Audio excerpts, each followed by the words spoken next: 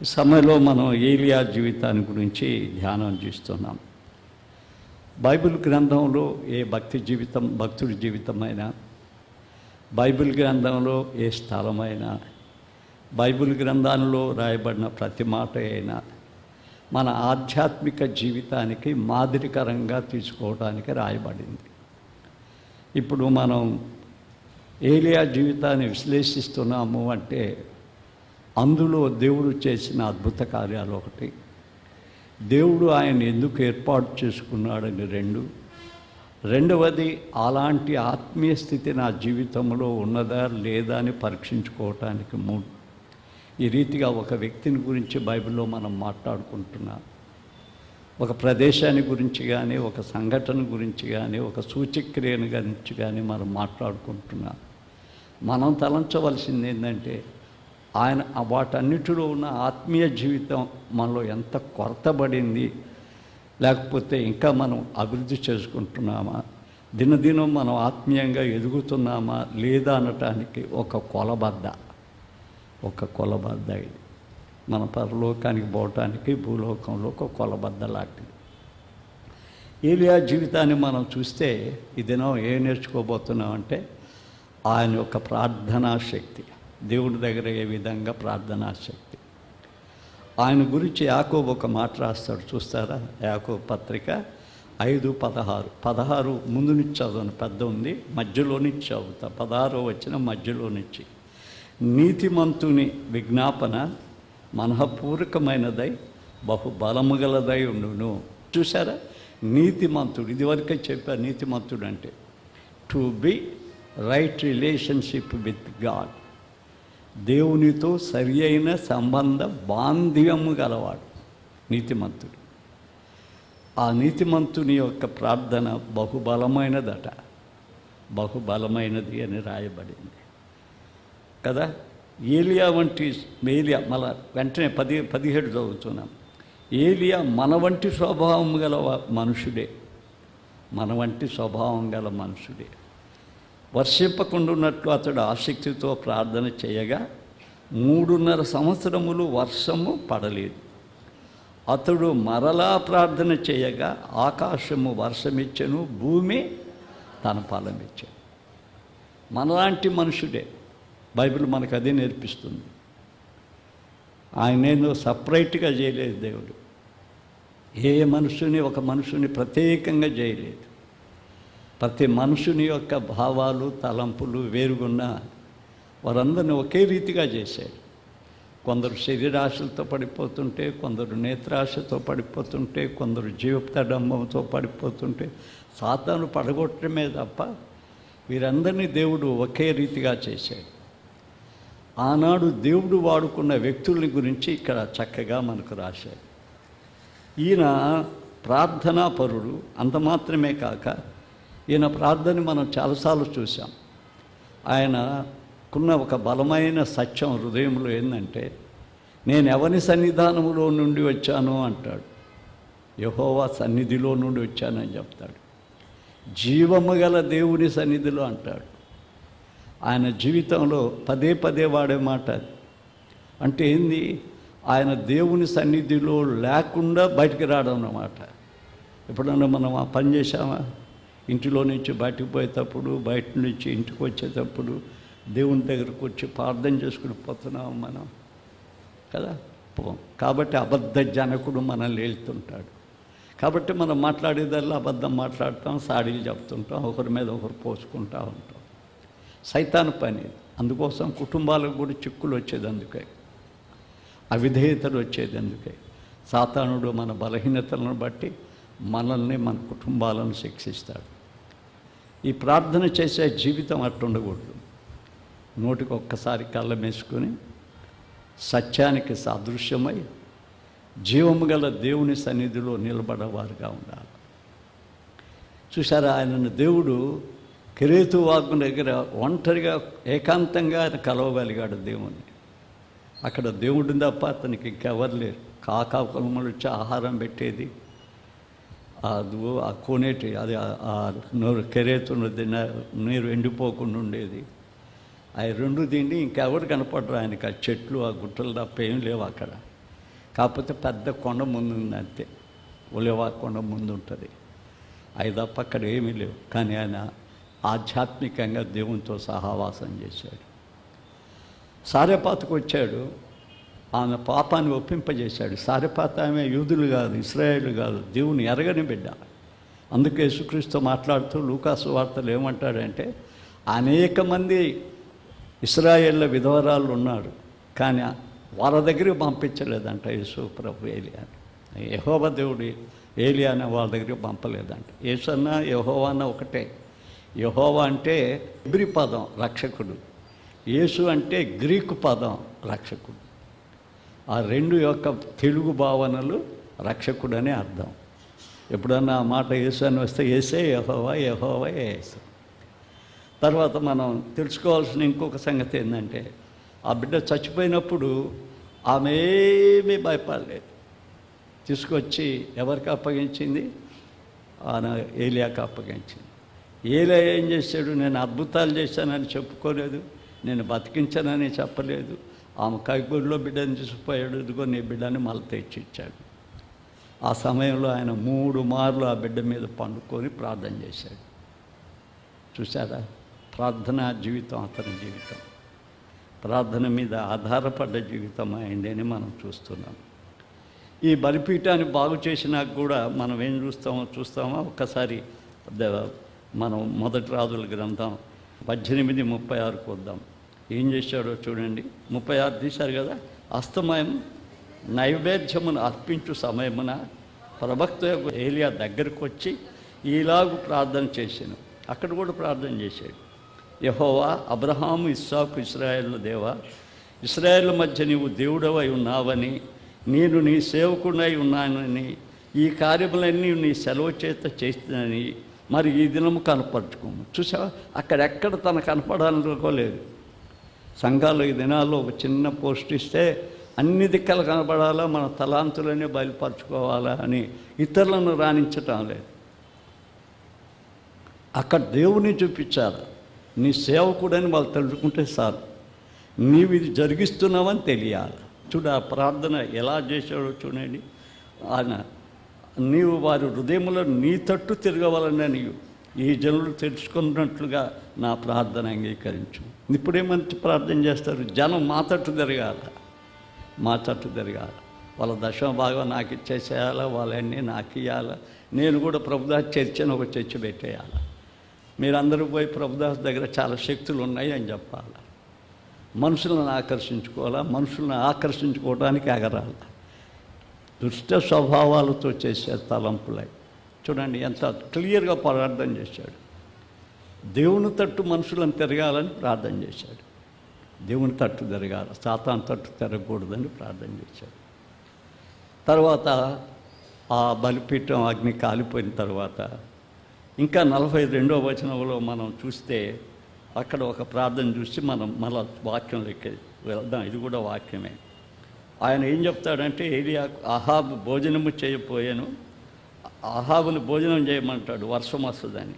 42లో ఏం చెప్తాడంటే, ఏలియా కర్మేలు పర్వతం మీదకు పోయి నేల మీద పడి ముఖము మోకాళ్ళ మధ్య ఉంచుకొని, అరే స్నేహితుల్లాగా చూసినప్పుడు ఈ పాట ఏంది? మనం దేవుణ్ణి ప్రార్థించేటప్పుడు చర్చిలో ప్రార్థన చేసుకుందామంటే తల కూడా వంచరు, ఇట్లనే పెట్టుకొని ప్రార్థన చేస్తారు. కనీసం ఆయన ప్రార్థన చెప్పుడు తలంచాలా, పక్కకు చూడకూడదు. దేవుని మందిరంకి వచ్చి పక్కకు చూసేదల్లా సైతానే. ఎందుకంటే తాను దేవుని దగ్గరికి ఎదురుగుండాలి, దేవుని మాటలు వింటుండాలి. తన పని అది. కాబట్టి ఈ సాతాను స్వభావం ఇక్కడ పడుతుంది. ఏం చేస్తున్నాడు తెలుసా? ఆయన వెళ్ళిపోయి మోకాళ్ళ మీద కాలు పెట్టుకొని, సందులో కాలు పెట్టుకొని దేవుని పాదాల దగ్గర పడుకున్నాడు. ప్రార్థన అనేది ఒక ప్రత్యేకమైంది అనేది మనం తెలుసుకోవాలి. ఈ లోకంలో మనం జీవించేటప్పుడు ప్రార్థన గురించిన అనుభవము భక్తుల జీవితంలో మనం కొన్ని ప్రాముఖ్యతగా నేర్చుకోవాల్సిన వారమై ఉంటున్నాం. ప్రార్థనలు అనేవి ఆధ్యాత్మికతను మన జీవితంలో ఉండేవి. మన జీవితాన్ని రూపుదిద్దేవి, పరిస్థితులను రూపుదిద్దేవి, మన కుటుంబాన్ని కూడా రూపుదిద్దేవి. మన కుటుంబం ప్రార్థన నిలయం కావాలి. మన మందిరం ప్రార్థన యొక్క పవర్, విద్యుత్ యొక్క పవర్ స్టేషన్ ఉంటుంది కదా, ఆ పవర్ స్టేషన్. అందుకే పెద్దల్ని ప్రార్థించమని చెప్తున్నా. వాళ్ళు ఎప్పుడు ప్రార్థిస్తారో నాకు తెలియదు, కానీ నేను చెప్పకపోతే దేవుడు లెక్క అడుగుతున్నాను. నన్ను అడగడు దీంట్లో లెక్క.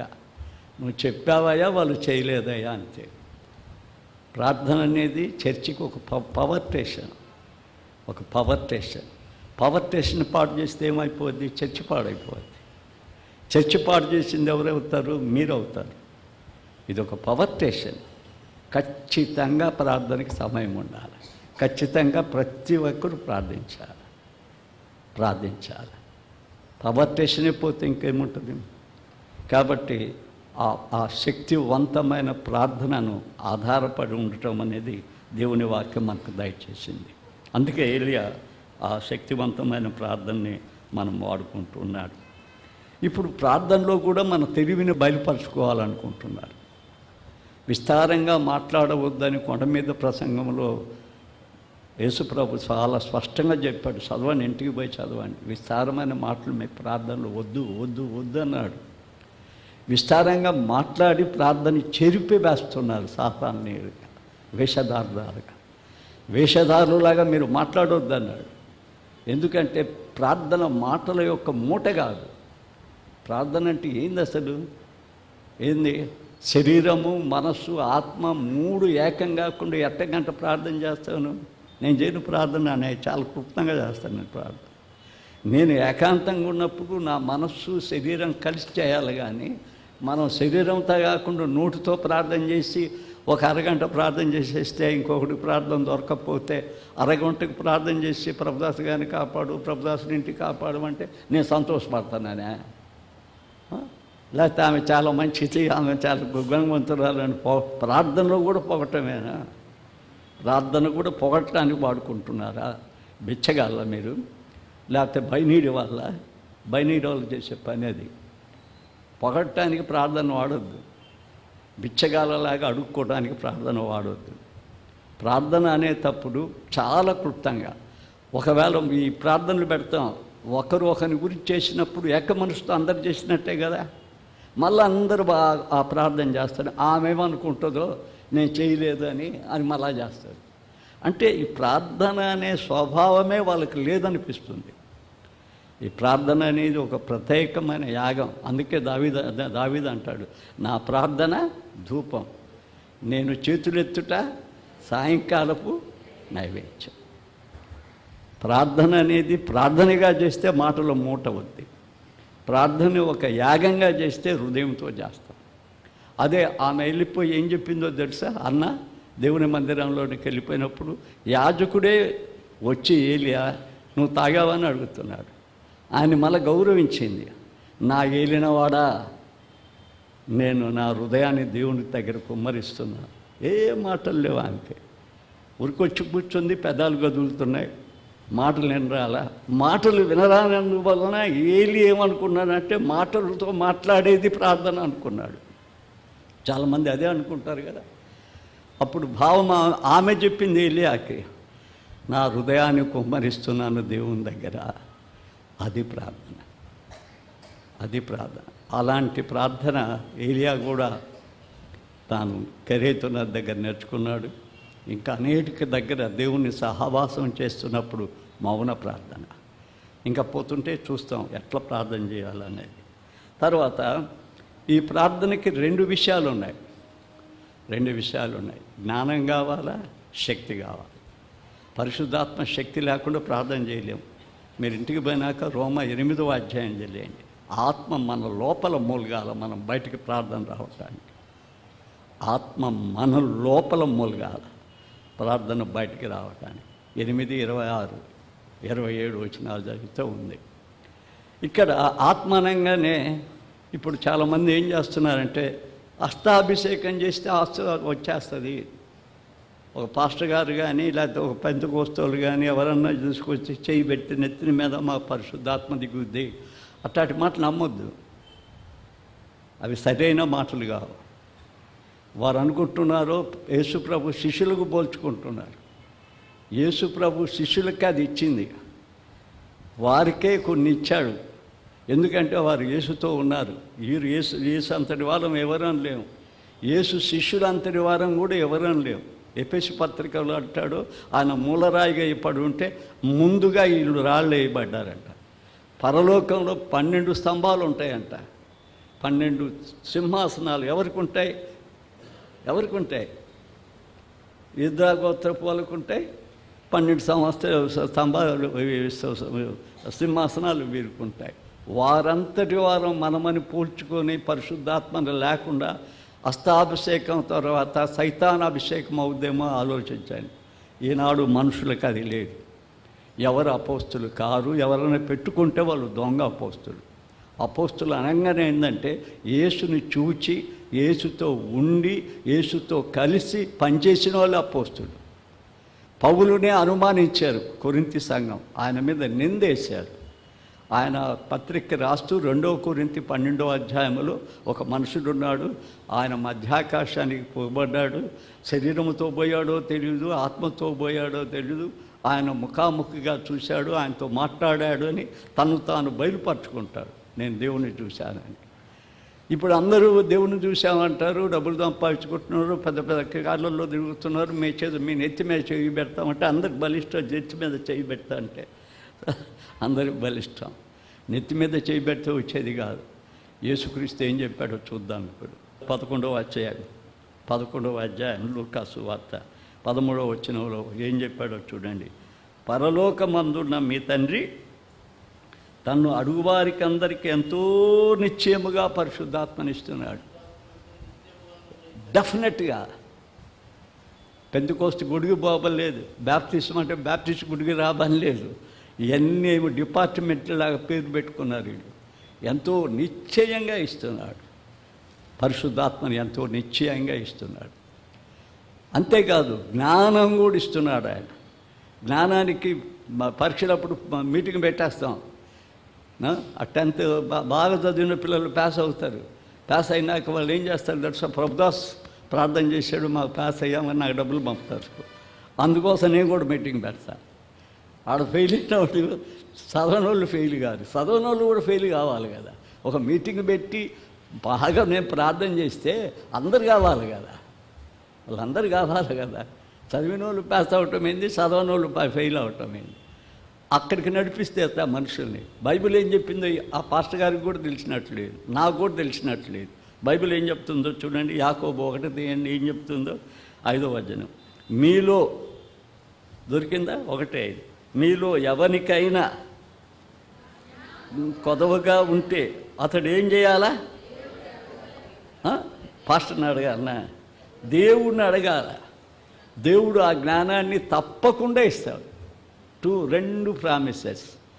దేవుడి దగ్గరే తీసుకునేవి మనుషుల దగ్గర తీసుకోవటానికి ప్రయత్నిస్తే మనుషులు సైతానులు. దేవుడి దగ్గర తీసుకునేవి నేను ఇస్తాను అని చెప్తే నేను ఒక సైతాన్, యాంటీ క్రైస్తు బోధకుని. దేవుడు ఇచ్చేవి నేను ఇస్తాను అంటే నేను దేవుని కాదు, మనుషున్నే. నా జీవితం ఇంకా పోరాడాల చనిపోయిందాక. జీవితమే ఒక పోరాటం. కాబట్టి మనుషుల దగ్గర ఈ 2 ప్రభావాలు లేవు. ఈ 2 ప్రభావాలు లేవు. అందుకోసమే పరిశుద్ధాత్మక ఆయన దగ్గరికి రమ్మన్నాడు, జ్ఞానానికి కూడా ఆయన దగ్గరికి రమ్మన్నాడు. మేము కూడా ఆయన దగ్గరికే నడపాలి. కాకపోతే ఈ ప్రార్థనలో ఒక క్రమం నేర్చుకుందాం. ఏనుద్దాం ఏలియా ఎలా ప్రార్థన చేశాడో ఆ ప్రార్థనలో అన్నిటిని చదివినాక ఏంటి అనే క్రమం అనేది కొన్నిటిని మనం కూడా నేర్చుకుందాం. నేను కూడా నేర్చుకోవడానికి ప్రయత్నిస్తాను. ఎందుకంటే కొన్ని ఇంకా నేను నేర్చుకోవాల్సినవి ఉన్నాయి అందులో. ఫస్ట్ ఒకటి ఏంటంటే ప్రార్థనలో ఏకాంతంగా వెళ్ళిపోవటం, సపరేట్ అవుతాం కదా.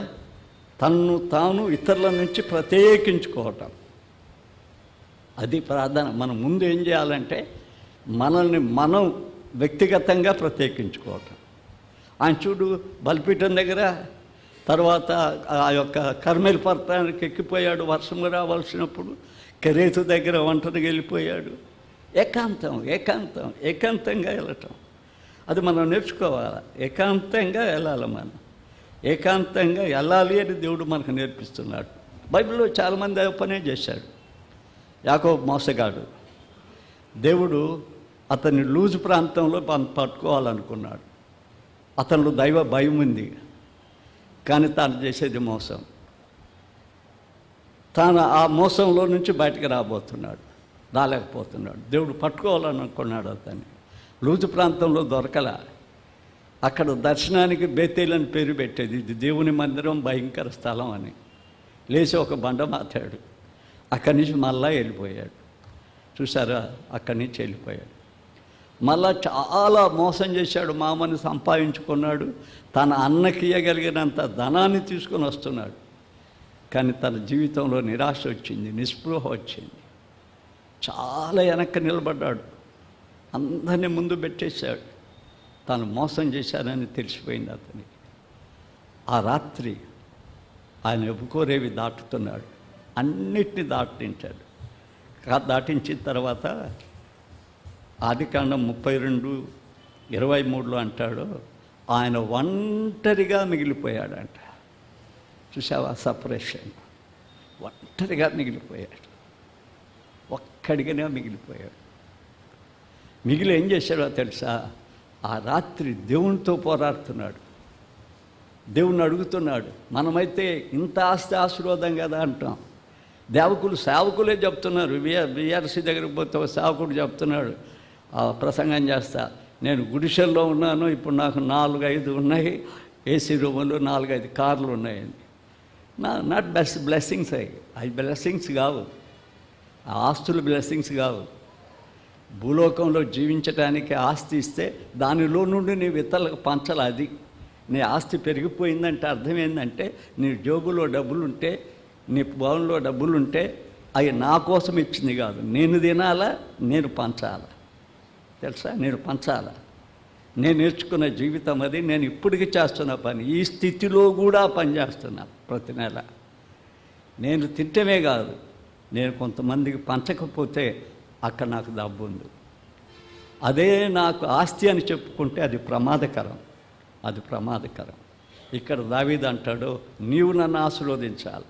ఇది లోకం, ఇది నీవు నన్ను ఆశీర్వదించాలి. ఎప్పుడు అడుగుతున్నాడు? ఒంటరిగా మిగిలిపోయినప్పుడు అడుగుతున్నాడు. తాను ఒంటరిగా అడిగి ఏం కావాలనుకున్నాడు? ఇంకా నా ఆస్తిని పెంచాయా అని అడగల. నీవు నన్ను ఆశీర్వదించాలి, నా జీవితాన్ని మార్చేయాలి. దేవునితో పెనుగులాడానంట. పెనుగులాడితే ఏం చేశాడు? పెద్ద కొట్లాడుకున్నాడా? చూద్దాం ఒకసారి ఆయన పెనుగులాడటం. బైబిల్ గ్రంథంలోకి వద్దామా? హోషేయ గ్రంథంలోకి రండి. ఆయన పెనుగులాడి ఏం చేశాడు చూడండి. పెనుగులాడి ఏం చేశాడు? ఆ రాత్రి 12వ అధ్యాయం 3 నుంచి చదువుదాం. తల్లి గర్భమందు యాకోబు తన సహోదరుని మడిమిని పట్టుకొని మగసిరి గలవాడై అతడు దేవునితో పోరాడాను. అతడు దూతతో పోరాడి జయమన్నాను. అతడు కన్నీరు విడిచి ఏమన్నాడు చూడండి. అతడు ఏమి ఇచ్చాడు? అతడి కంటిలో ఏమొచ్చాయి? నీళ్ళు వచ్చాయి. తాను చేసిన తప్పుకు పశ్చాత్తాపం వచ్చింది. అతడు కన్నీళ్లు విడిచి అతన్ని బతిమాలను. బేతేలునకు ఆయన అతనికి ప్రత్యక్షమాయాను. అక్కడ ఆయనతో మాట్లాడాను. చూసారా? అతని కన్నీళ్ళు వచ్చాయి. దేవుని బతిమిలాడాడట. ఒంటరిగా పోయి బతిలాడాడు. బిడ్డలారా, ఆ సపరేట్ ప్రేయర్ ఒకవేళ మీకు లేకపోతే చేసుకోండి నాయన. వ్యక్తిగతంగా ప్రార్థన చేసుకోవటం నేర్చుకోండి. సభలోకి వస్తే పెద్ద ప్రార్థన చేస్తారు తెలుసు. నాకు చాలామంది తెలుసు. ఎంత ప్రార్థన చేస్తారో తెలుసా? మనం వినాలని చేసే ప్రార్థన, మీరు వినాలని చేసే ప్రార్థన. అది సైతాను ప్రార్థన. మీరు వినాలని నేను చేస్తే అక్క అది దేవుడు ఇవ్వాలన్న ఆత్మలో లోపల ఆత్మ రావాలి, మూలగాలి, బయటకు పదాలు రావాలి. నాకు తెలుగు వచ్చు కదా, కవిత్వం వచ్చు కదా అని ప్రార్థనలో కూడా నా కవిత్వాన్ని పారేసుకుంటే దేవుడు నవ్వుతాడు. ప్రార్థనలో కూడా అది పడేసుకుంటే నా కవిత్వాన్ని దేవుడు నవ్వుతాడు. కాబట్టి ప్రార్థన అలాంటిది. ఒంటరిగా రావాలి. అది ప్రార్థనలో ఉండే బలం అనేది మనం నేర్చుకోవాలి. ప్రార్థనలో ఉండే బలం అదేని మనం నేర్చుకోవాలి. మన ప్రార్థన ఎంత అందంగా ఉన్నాయో అనే సౌందర్య దృష్టిలో చూడడు ఆయన. ఎంత దీర్ఘంగా ఉన్నాయనో గణిత శాస్త్రం దృష్టిలో చూడాడు. ఒక మొర చేశాడా ధ్యాన చేశాడని గణిత శాస్త్రం యొక్క దృష్టిలో చూడడు ఆయన. ఎంత శ్రావంగా ఉన్నాయా అని సంగీత తత్వములో చూడడు. ఎంత జ్ఞానయుక్తంగా ఉన్నాయా అని ఆయన తర్కంగా చూడడు.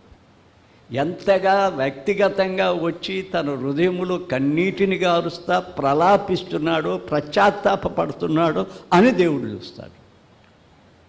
అది నీకు ఏకాంతంగా బొమ్మాలి, తప్పక పోవాలా. భార్యాభర్తలు కూడా చేసుకోండి, కానీ ఒక్కొక్కరు ఏకాంతంగా దేవుడి దగ్గరికి పోవాలనేది దేవుడు మనకు నేర్పించింది. అన్న అలా పోయింది. టైం లేదు, కొంచెం స్పీడ్గా చెప్తాను. దానియేలు రోజుకి ఎన్నిసార్లు పోయేవాడు? 3 సార్లు పోయేవాడు, ఏకాంతంగా పోయేవాడు.